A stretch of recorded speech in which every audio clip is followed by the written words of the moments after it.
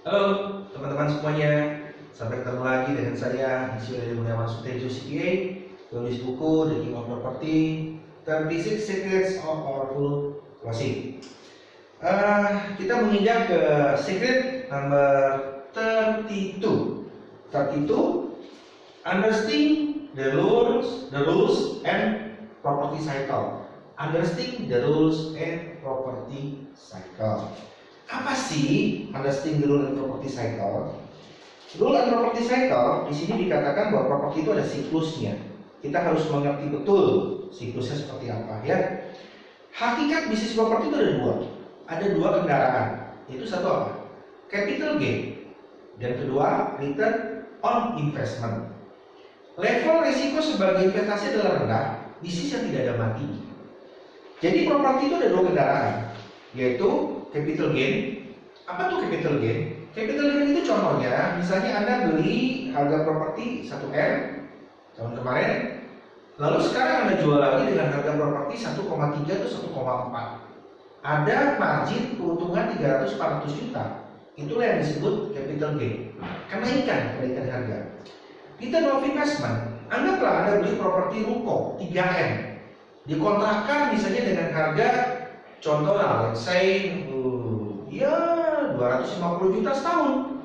Nah, artinya 250 juta setahun dibagi 300 juta dikali 100%. Misalnya contoh 250 juta bagi 300 itu ya kurang lebih mendekati 89% lah ya.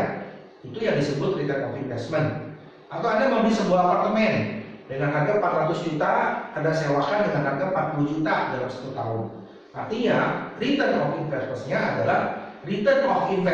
adalah 10% dari harga jual. Nah, properti itu adalah investasi yang sifatnya risikonya low, rendah. Berbeda dengan saham, bisnis, dan yang lain-lainnya. Modern. Dan bisnisnya nggak ada matinya. Kenapa saya katakan tidak ada matinya? Mungkin Anda bilang, sekarang kan properti lagi sepi, sekarang kan ekonomi lagi susah, lagi lesu. Tidak. Yang pertanyaan saya adalah yang lesu dan yang mati itu properti yang mana? Yang mungkin yang kelasnya sudah 5M ke atas, 10M ke atas, atau harganya yang sudah ngapung-ngapung gak karuan, itu yang mati. Tapi kalau level end user yang orang mau pakai, yang kelas 500 juta sampai 2M masih banyak kok. Karena kenapa kita bilang tanah itu kan tidak bertambah, bumi ini tidak bertambah, tapi manusia bertambah. Kebutuhan untuk tinggal itu kan terus setiap tahun bertambah. Makanya kenapa tidak ada matinya? Karena properti itu dalam kebutuhan pokok. Sandang, pangan, papan. Ya kan? Sandang, pangan, papan. Papan itu selalu ada kebutuhan orang mau berteduh. Anda butuh, misalnya sekarang, apakah sekarang nggak perlu besar-besar? Saya bisnis online. Pertanyaan saya bisnis online. Butuh kantor nggak? Anda sebagai brand butuh kantor. Emang bisnis online Anda melakukannya di tengah lapangan dengan beratapkan langit, gitu kan? Berpagarkan pohon-pohon kan tidak juga. Anda bisnis online juga tetap melakukannya kalau nggak di rumah, ya di kantor kecil. Tapi mungkin kantornya space-nya nggak perlu besar. Yang dulu mungkin biasa merentalkan kantor 1M 1 tahun di kawasan Dago, sekarang nggak perlu butuh sebesar itu. Yang laku adalah yang kecil-kecil. Makanya sekarang banyak yang dibikin office space. Satu bangunan besar dibagi beberapa kantor, ada 20 kantor, 30 kantor, dan cukup dengan modal-modal ukuran 3x4. Banyak bisnis anak-anak muda yang startup melakukannya di sana. Ya. Nah, kita harus mengenali apa yang disebut siklus 5 tahunan. Yang sekarang ini 2019 puncak-puncaknya. Itu dari 2009 sampai 2019 itu ada 10 tahun, ada 2 kali siklus. Nah, ciri-cirinya adalah sebagai berikut. Ya.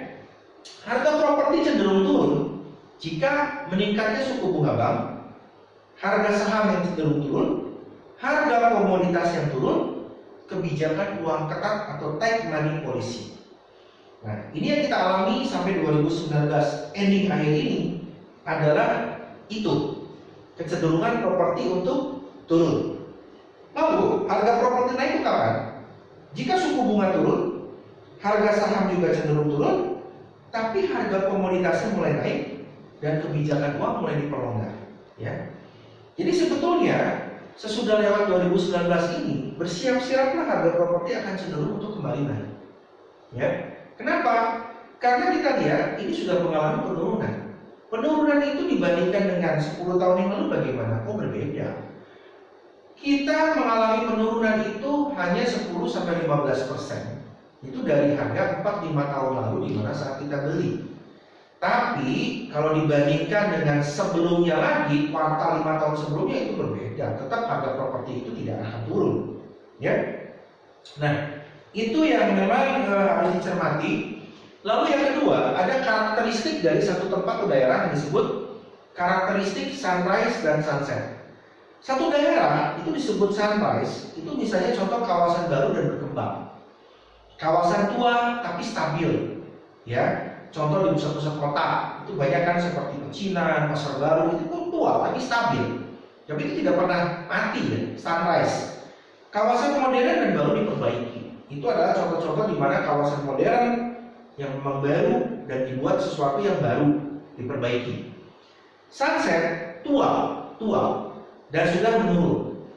Kalau di Bandung itu contohnya seperti kawasan Bunisari, Sumbersari, itu udah kelihatan rumah-rumahnya tua-tua. Tapi kalau kita bilang di tahun 70-80-an itu disebut sunrise. Karena dulu pada saat growing, berkembang, kawasan itu menjadi rumah-rumah yang eksklusif dan elit. Tapi sekarang rumah-rumahnya banyak yang tua-tua dan kuno-kuno.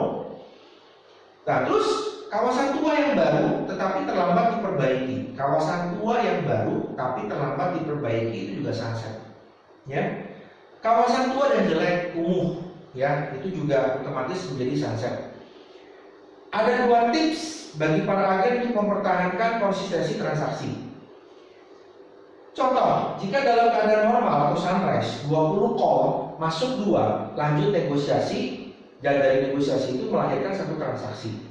Ya, maka 2/20 itu adalah 10%. Jika kemampuan Anda satu transaksi dari 10 negosiasi, maka sekarang dibutuhkan 100 call untuk masuk. Ya, saya ulang ya, 20 call, masuk 2, negosiasi, dan melahirkan satu transaksi dari 2 negosiasi.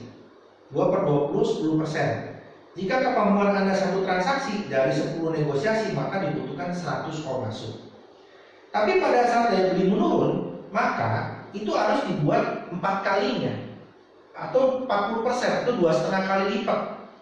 Kalau yang tadi dibutuhkan 100 call, sekarang dibutuhkan 250 call yang menghasilkan 40% potensial buyer, yaitu 100 percakapan yang efektif. Dari 100 itu lahirlah 10 orang yang nego, dari 10 itu maka dilahirlah 1. Jadi apa yang harus ditambah? Prospektifnya yang harus ditambah. Lalu tingkatkan kemampuan Anda pada kelas pasar yang lebih tinggi, ubah fokus dalam membeli, dan Anda bidik di segmen yang berbeda.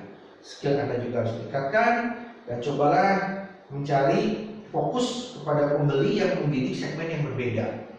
Itu memang bagaimana kita menghadapi rule dari property cycle ini, ya.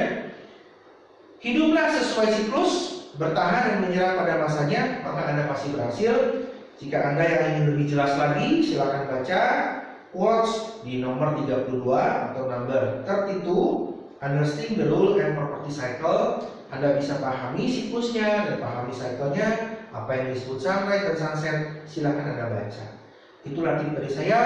See you at the top.